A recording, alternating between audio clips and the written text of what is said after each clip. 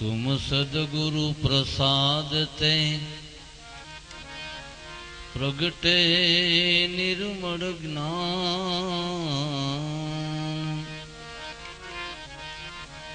प्रगटे निर्मल ज्ञान गुरु बतावे राह को संत बतावे सैन।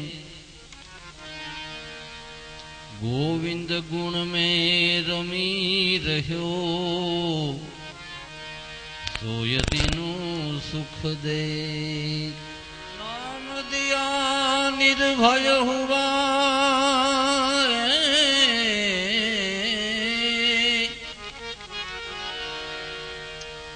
गयो सकल संताप।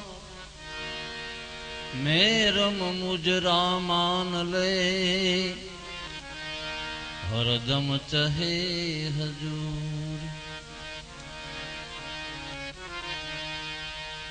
गुरु बतावे राह को संत बतावे सैन।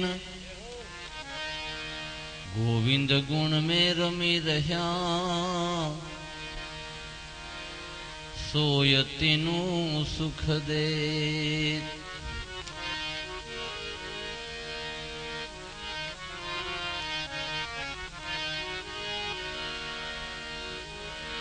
हे मनवा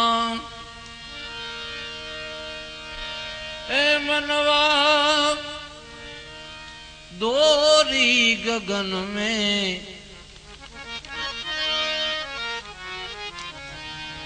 मनवा दोरी गगन में बांधे विरला कोई। चढ़े सुरी नर सूरमा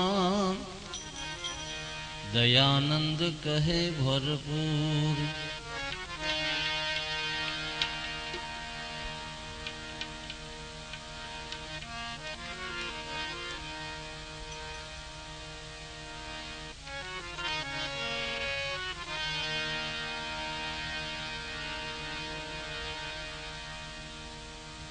અત્રે પધારેલા ઉપસ્થિત સંતો महंतो अमारा गुरु महाराज तो हमें बिराजे छे एटले एना ज वखाण करवाना होय। एक एवी परंपरा छे परंपराओ छे ई परंपराओमां एक नाना नाना नाना गाममां ई परंपराना साधुओ हरिरसनी लाणी करे। 5 माणस वधारे केम भेगा थाय आवुं कोई कार्य करे ई एनो आनंद छे। कारण पोते आनंदित होय छे ई ज बीजाने आनंद आपी शके। एटले एवुं भगीरथा कार्य राम रसायननी आ कथा एनुं रसपान अने एमां आ पाછી परंपरागत संतवाणी એટલે સોનામાં સુગંધ જેવું કાર્ય। કારણ કથાની મહાનતા એ હોય છે કે જ્યાં રામમય વાતાવરણનું સર્જન થાય એવી ભાતીગળ આપણી જે ભૂમિકા છે એમાં અનેક પ્રકારના ઉપાસક સંતો પણ આવ્યા। એટલે ઈ ધારાની વાણીનો આપણે અરસપરસ આનંદ લેવા માટે મળ્યા।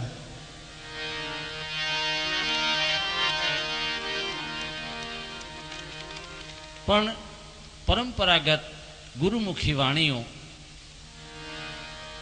એટલી બધી ઊંચાઈ છે એની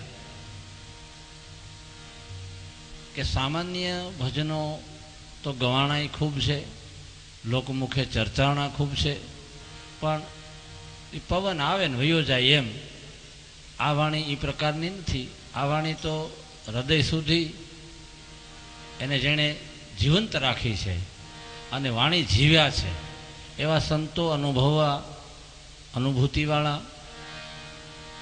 એના હૃદયમાંથી આ મંગલમય વાણી જેને જેને સ્ફુરણ થયું છે એના આ બધા પ્રયોગ છે. અને એ પ્રયોગમાં જેને જેને આનંદ મળ્યો છે એ હજી સુધી આનંદ જાતો નથી. મજા વહી જાય પણ આનંદ ન જાય. એટલે શિષ્યના હૃદયમાંથી એક ધારા એવી નીકળી, એ કોઈ પારખ થઈને રે ગુરુને પરખે